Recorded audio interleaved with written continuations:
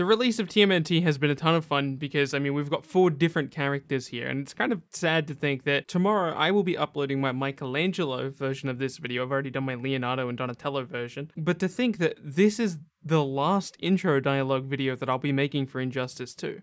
That's insane, unless, of course, they do a premiere skin or something like that in the future. Of course, I'll do an intro dialogue series for that as well, but damn, it's kind of crazy to think that we're at the end here. It's kind of sad, but it's also a good way to look at, hey, well, what's on the horizon? Now we have Mortal Kombat 11 is up next. Think about E3 this year. We're going to hear about it for sure, probably, right?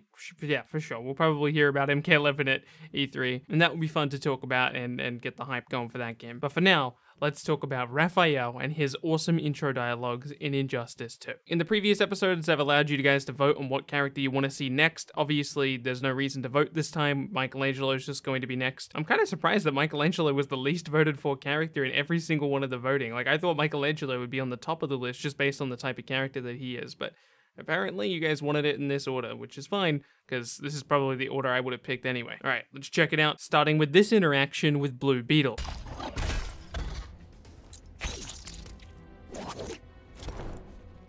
Wow.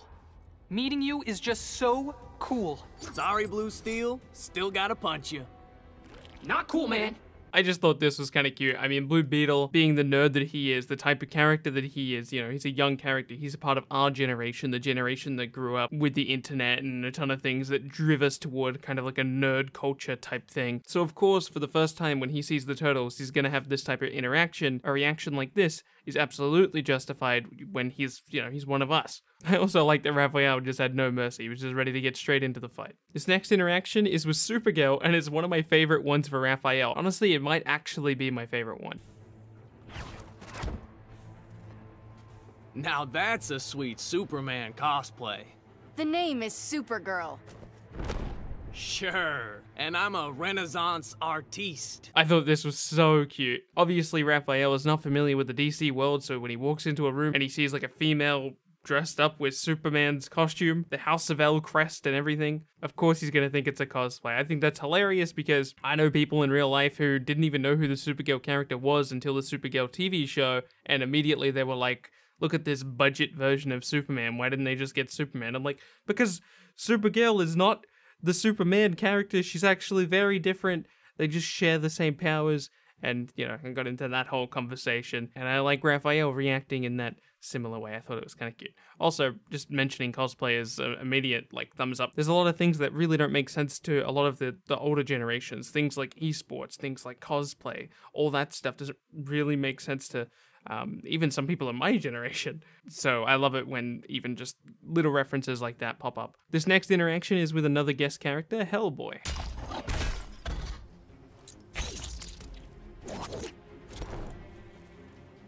Got the devil inside you, kid.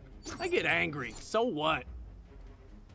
It'll bring you down, that's what. I really don't have much to say about this interaction. I just thought it was kind of cool. Not a whole lot of depth to go in here. I think that it's kind of cool to see Hellboy steer Raphael in a different path because he thinks what Raphael is doing is bad in the sense that he gets angry too quickly. I guess that's what he was going for there with the whole he's got the devil inside of him thing. A lot of the characters seem to play like a mentor role to TMNT in these interactions because, I mean, the TMNTs are exactly that. They're Teenage Mutant Ninja Turtles. They're very young heroes. So it makes sense that a lot of these characters want to react in that way and kind of guide them. Moving on to a more comedic reaction, let's have a look at his interaction with Superman.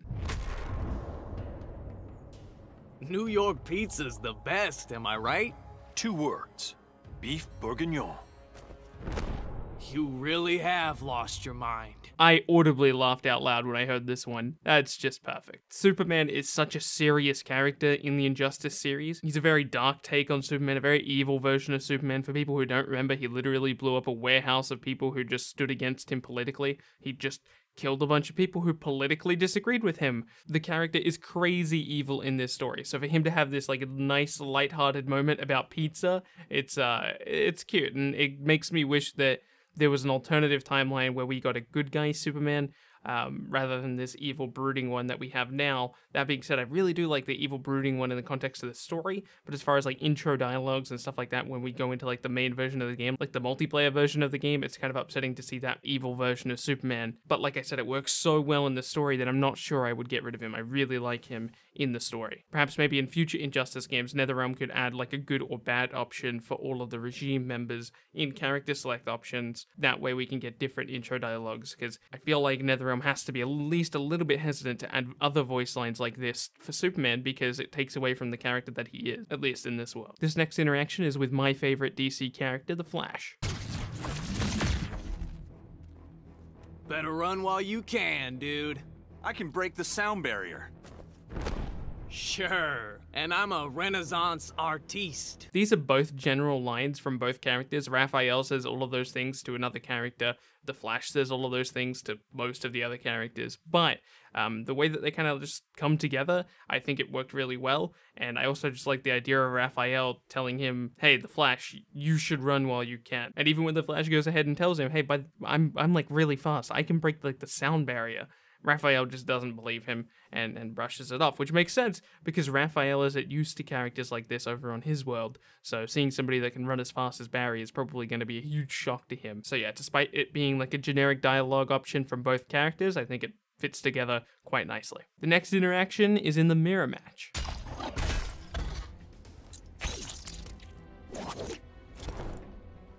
Do I call you bro or just dude? Honestly, haven't got a clue. Man, this is Krang level weird. I seem to like these mirror match quotes from the Turtles. I think they've done a really good job. I mean, even going back to my Donatello video, I thought that one was really good. The Leonardo one was also pretty good. And Raphael's one, whilst not being on the level of the Donatello one, I thought it was solid and deserved a spot on the list. However, there is another dialogue option in the mirror match which I really liked, and that is the next one on this list.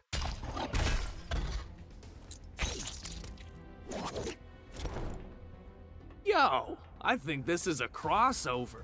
I was just thinking the same thing.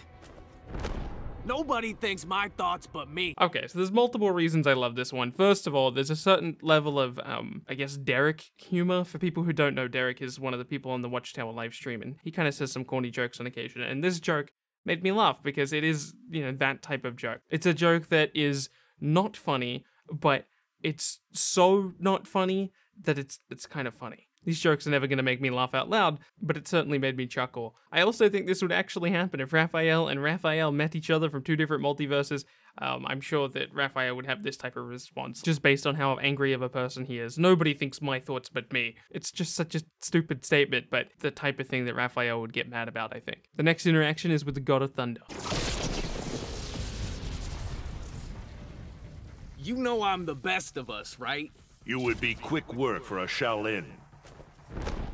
Oh, it's on now, Raiden. I just get a kick out of seeing the Teenage Mutant Ninja Turtles specifically say things like, "It's on now, Raiden," referring to a Mortal Kombat character. It's like, I don't know, it just blows my mind. But on top of that, he says, you know I'm the best of us, right?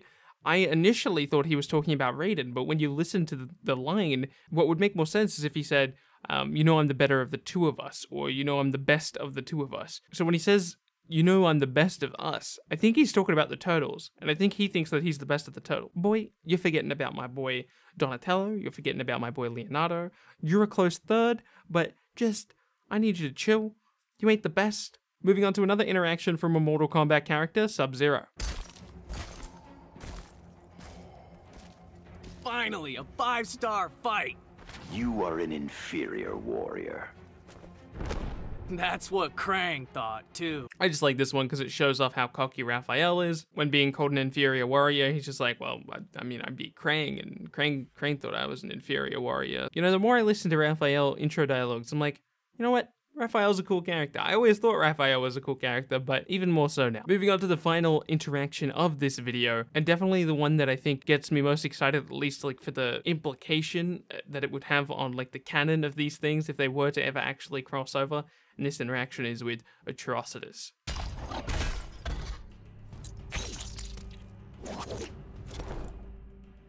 You embrace your rage. I get angry, so what? Perhaps a red ring is in your future. Oh my god, I would love to see Raphael with a red ring, man. That would be so freaking sweet. I don't think it's ever going to happen, even in an Injustice game, or even in the comics, or even in anything like that. I don't think it will ever happen, but damn, it would be freaking awesome. I love seeing characters who don't normally have any of the lantern rings get a lantern ring. I love, Red Lantern Supergirl, Yellow Lantern Scarecrow. All of this stuff is super cool to me, and Raphael would be a perfect fit for the Red Lanterns. That's gonna be it from me. Thank you guys so much for watching this video. If you enjoyed this video at all, leaving a thumbs up is always appreciated. It helps other people find the video. If you'd like to support me in the future, subscribing is a good way to keep up to date with future content. I try to put out a video every time there's relevant news going on, and if you're an extra tier above that, you can come check out my Patreon page, which is also linked in the description. My name has been Bilbzy, and I will see you in tomorrow's video.